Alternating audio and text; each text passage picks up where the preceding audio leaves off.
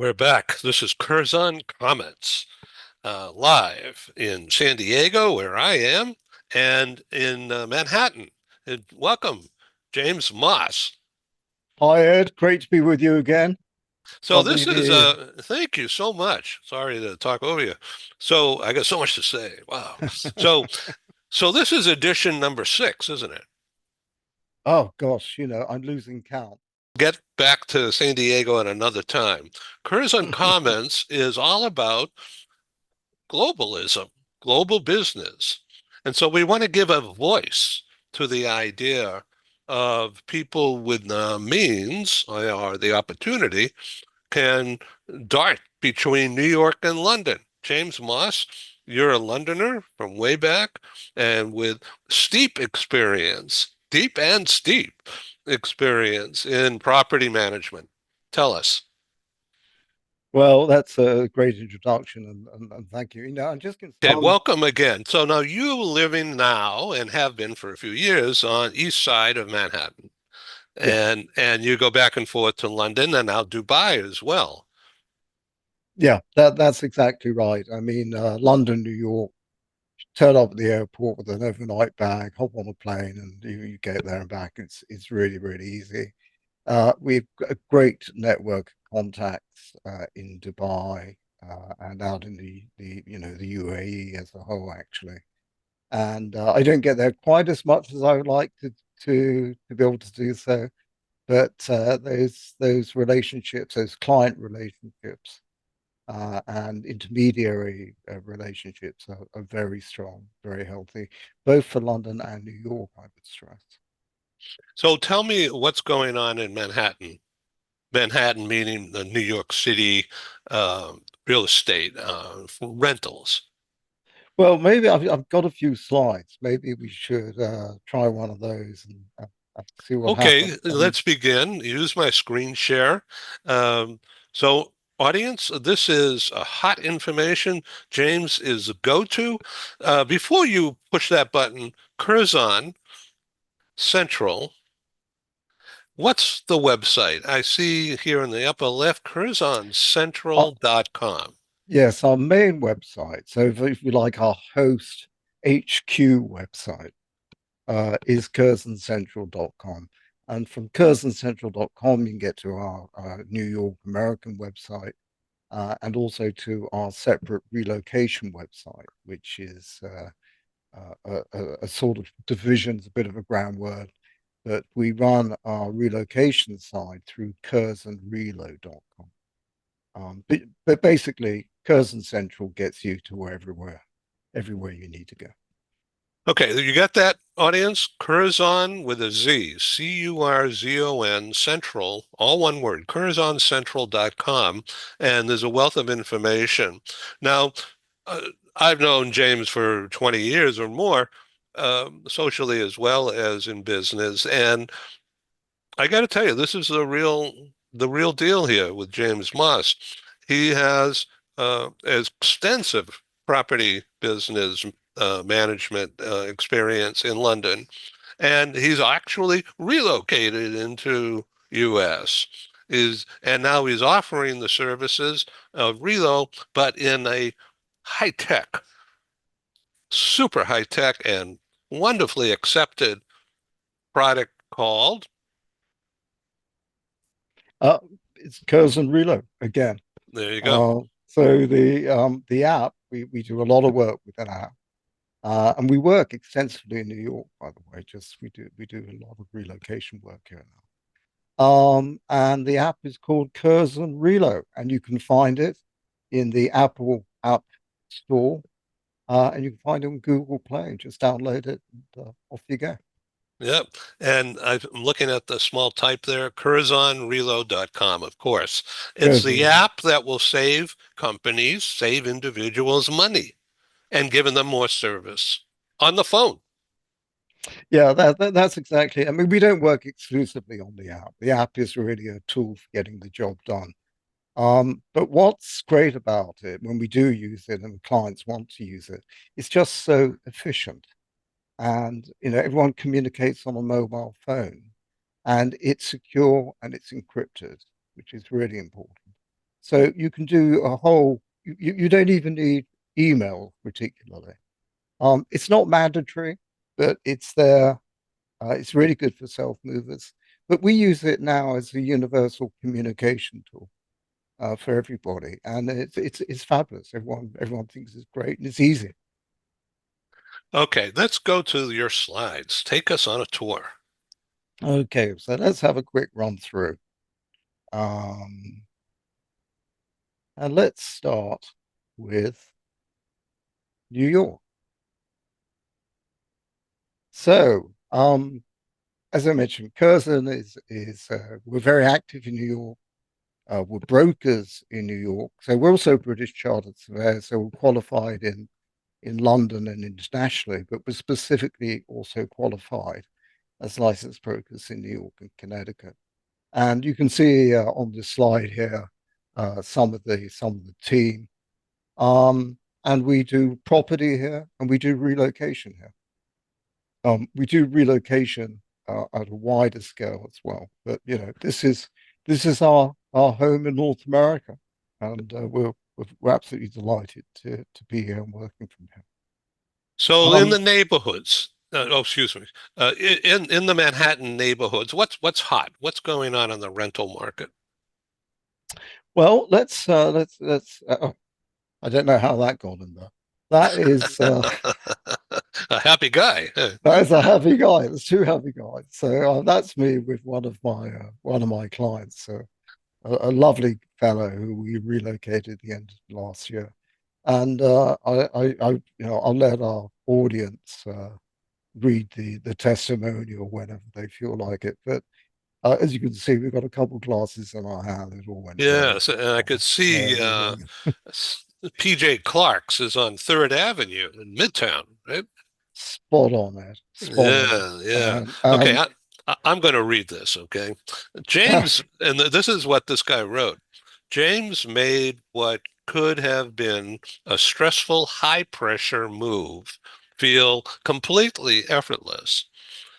Despite a very short window, James found a place that suits me. This is a rental that suits me perfectly, something I didn't think was possible under the circumstances. I felt fully supported throughout. That, combined with James' calm, reassuring approach, got us there. Delighted it all worked out so well. Congratulations. well, thanks for reading that. I've got to say, this guy is one of a number of guys who we moved over in sort of the fall of last year and into the run up to the holidays, and just terrific. He was under a lot of pressure, time wise, and so on. And he was great to work with.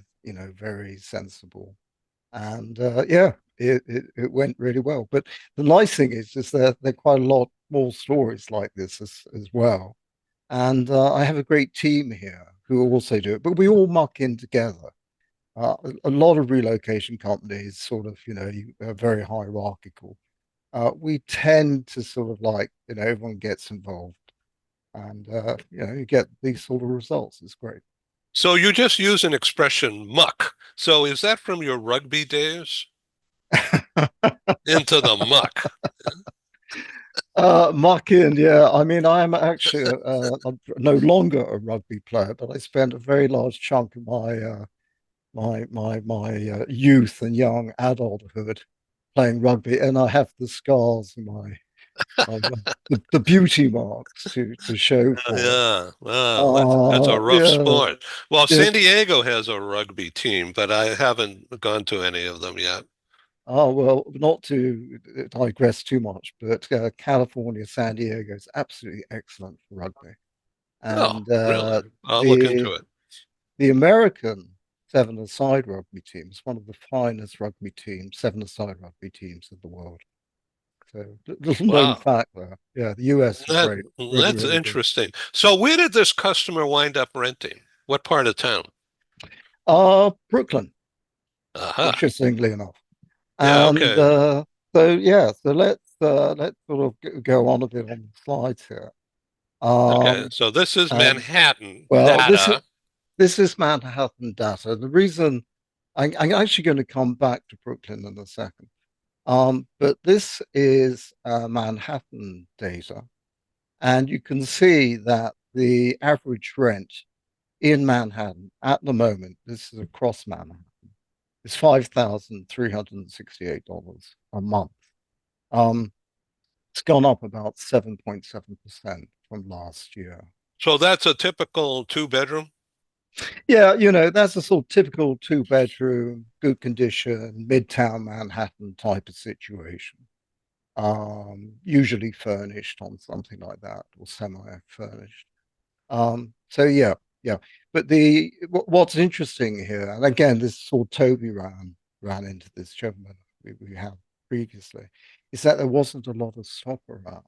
Hmm. So one of the things you have to do is you have to move really quickly to secure the properties you see, Aha.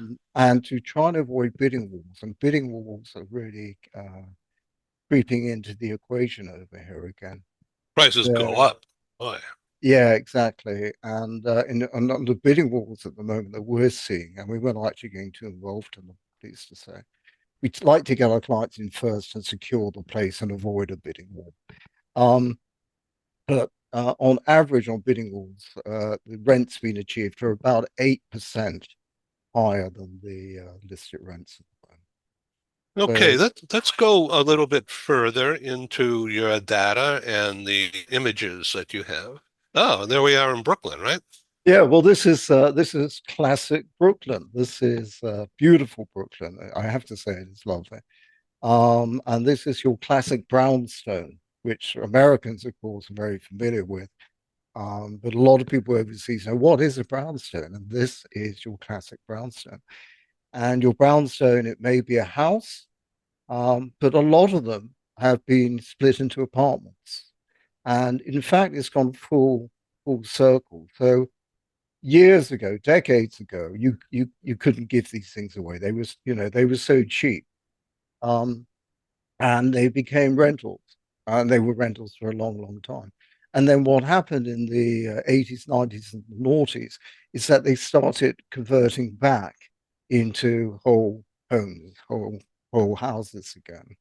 And they're actually beautiful character uh, buildings. You can see some interior shots here, and you can see on the top shot on the living room that's actually very modern, and a lot of these brownstones have been beautifully designed inside. I mean, they're heritage buildings, a lot of them, so you can't knock them down. And it um looks like in the bottom one that we're in a dining room. It could be a boardroom, but it looks like a dining room. yes, And it looks like it's a backyard. yeah, exactly. They have backyards. They have they're not big backyards, but they're really pleasant barbecue out there, and so forth. Um, Interesting. you can see all the cornicing and the traditional uh, formwork that they call here. We sort of call it the moldings and so on. And they're all period features, and they're absolutely beautiful. And the materials are really high quality materials. So a lot of these buildings were built sort of, the 1840s, 1820s, 1860s, sort of Victoria period. So, So if pretty, so, I'm not rich enough, but I'd be interested to know what would something like this, a three-story house in this kind of a setting in Brooklyn, cost to buy? well, they're going up all the time, or at least they have been. You're looking at, a low price these days would probably be 5 million. And I think you're looking at probably 5 to 8 to 10, depending on condition and so on and so forth. And the location. I mean, Brooklyn's a huge area, actually. Um, so this sort of brownstone here would be somewhere like Prospect Park, which is a heritage part of Brooklyn, right next to Prospect Park, which is very similar to Central Park. In fact, it was the same designer who did Central Park, who did Prospect Park. And you'll be looking at the higher end of those values for this. Okay, let's move on. And what else do you have? Okay, let's see what else we've got. Well, Oh, here we are, New York, New York. yeah, this is brilliant. This is super prime, what we'd call super prime Manhattan. This is 220 Central Park South. I'm just thinking of Frank Sinatra singing New York, New York. If you can make it here, Well, if you're living in here, you certainly made it. I can tell you that. This is it's known as the hedge fund managers building. the king of the world. It's Yeah. yeah, it's full of celebrities. It was a Stern building, architect Robert Stern, and it was the first of the really great luxury, skinny and skyscrapers, if you like, in New York. Phenomenally successful, and today it is still considered to be the number one. I would say probably the number one address So what we're looking at in Manhattan. is this white stone building in front of this taller glass Yeah, building. we're looking at this one here. Yeah. And just to give you a few reference points, so this was the first, skyscraper of its type to be done. You can see it's Robert Stone because it's the materials being used are more classic. He's better known as the neo classical architect. And then you've got these other skinny buildings, skyscrapers around. Behind, you've got Central Park Tower, which is the tallest residential building in the world. And that was built afterwards.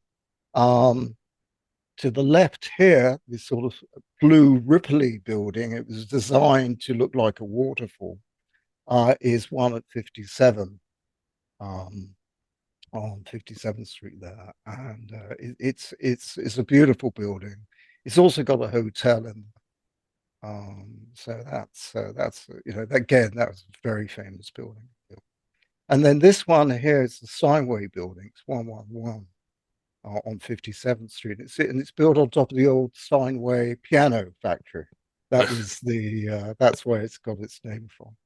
And then this very far one at the back here is actually lower down on Park Avenue, and that's 432 Park Avenue, which again is an iconic modern skinny skyscraper. What Uh, what cross street is at 432? are you referring to this one down here? Yeah, 432. Do you know, I couldn't say for sure. Well, at 432 down here, sorry, the cross street is it would be 57th Street and Park. It's on Park Avenue. In fact, it's a slight misnomer. It's actually set back one block from Park Avenue. But the developer very cleverly and very smartly bought the block in front, which I think is a car dealership. So he got the Park Avenue address. Oh, that is And interesting. I Yeah. these guys, the developers behind these buildings, are the New York real estate titans. And these guys, it's like being in a casino every day. I mean, they are such high rollers.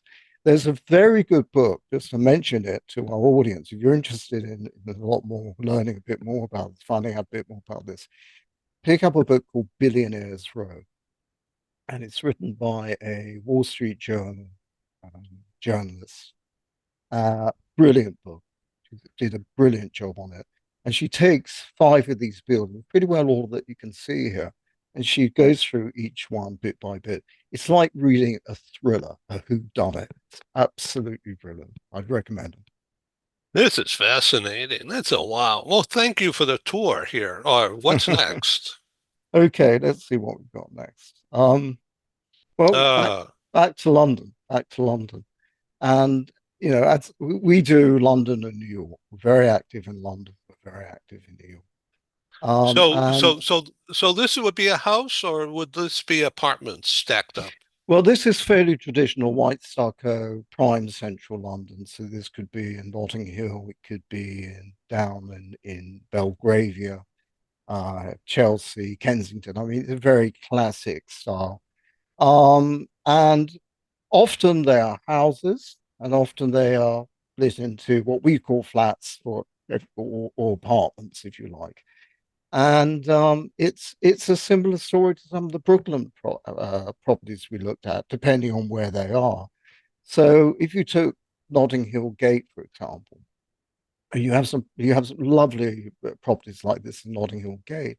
You go back 40 or 50 years, and a lot of them were flats and apartments, and they were pretty run down and so on. Today, Notting Hill is one of the absolute premier locations in London, commanding the highest rentals and the highest prices. Well, it's beautiful. Yeah, yeah.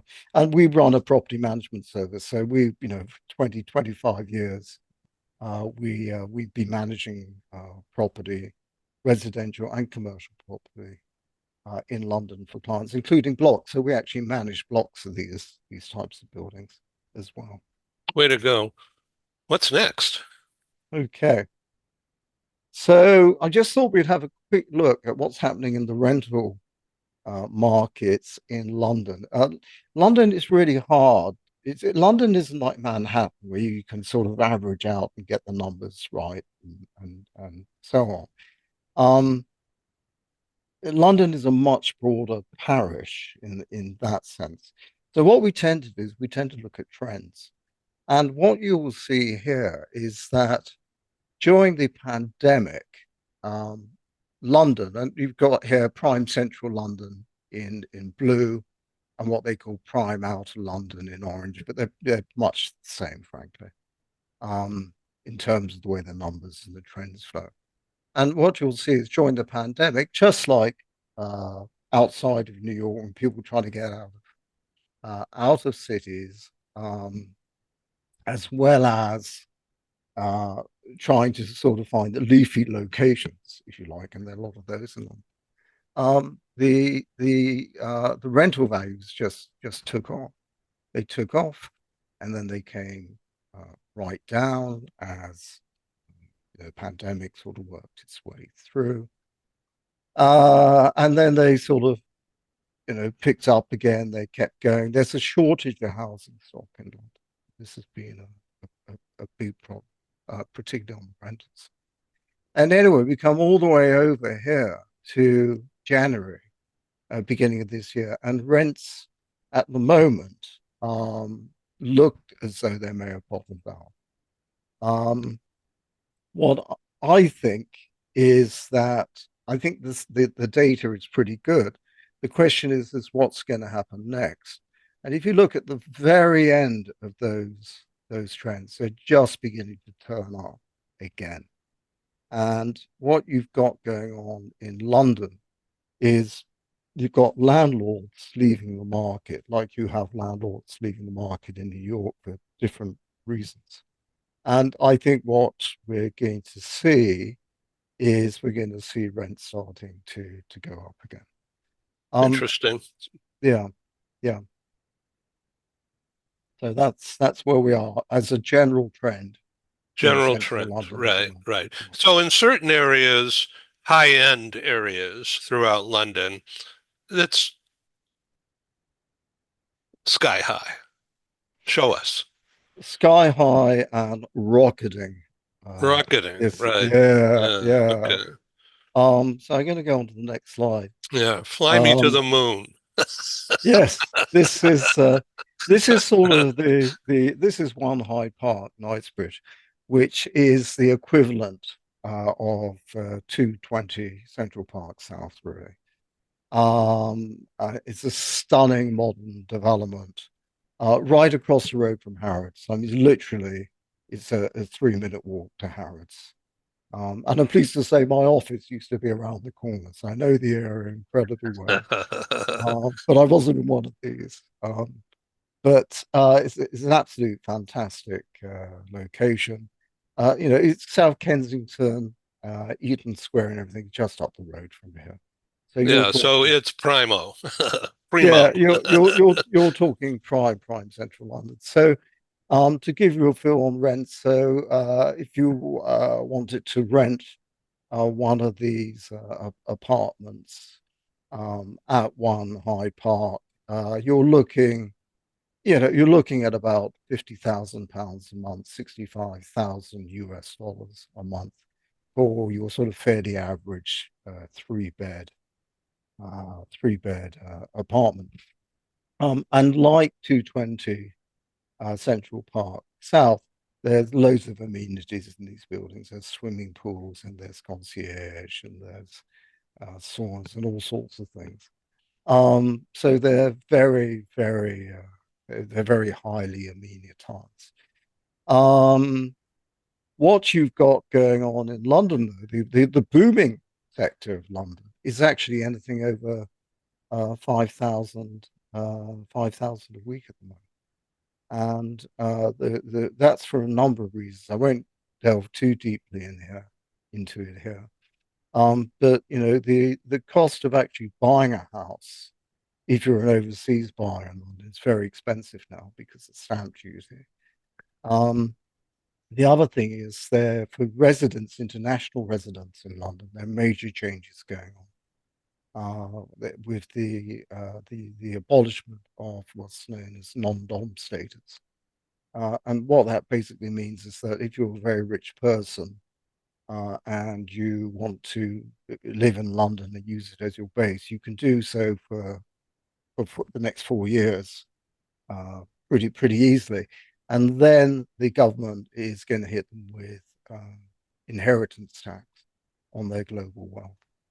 And what this means is that we are seeing a huge exodus of very wealthy international people who don't have to be in London. These people can live in anywhere. They can live in New York, they can live in Dubai, they can live in Milan, they can live in the Caribbean. They don't need to be there. So they want to be in London for cultural and schools and all business reasons and time zones and all that stuff that we know.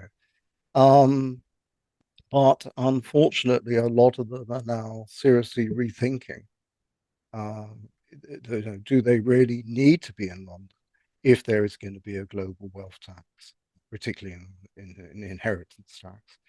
Um, so a lot of these people who don't own houses are saying, I'm not going to buy, I'm just going to rent for a while. Maybe I'll, go through a transition period, my kids at school, something like that. And then think it through. So high-end rental are absolutely taking off. And Uh, that's One Hyde Park type thing. that's one high part. But the other thing I just want to mention is that the US dollar is so weak right now. Okay. And that has equated over the last since July last year to about a 38% discount against the pound. So in other words, you're getting an incredibly big kick for your buck in prime London real estate, right? Well, more on that later. Once again, reach James at Curzon with a Z, CurzonCentral.com. Let's go to the next. Okay, so this is the last slide here. This is a little bit of self-publicity, Ed. I guess it's our show, so why not? And So uh, you're showing us the app. and showing the app, yeah, basically. So this Yeah. is so our app is it's really cutting edge technology. We've just been shortlisted in the Americas, so it is really fantastic. Um, for the best bespoke technology in global relocation in the Americas at the moment. And so we're very proud. Yeah, I think we're sort of proud. We're certainly chuffed to be there. So yeah, so the Emma Awards are in about a month's time, and we're just delighted to be there in some very good company. What we do is very unique, actually. No one else does what we do the way we do it, which is brilliant. But yeah, we're just very happy. I'm very happy for our team, our tech team, our Relo advisor community that made the cut. It was great. Thank you for being my guest on this broadcast, this recording session. The world will see this, James. Congratulations on your obvious success. And I'm really happy that you're my customer. Well, it's great. And thank you.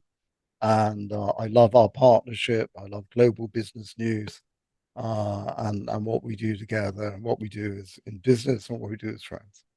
So Cheers. thank you very much. All right. CurzonCentral.com. Okay, I'm going to push the right button so I can let you go. Thank you. All the best. Cheers.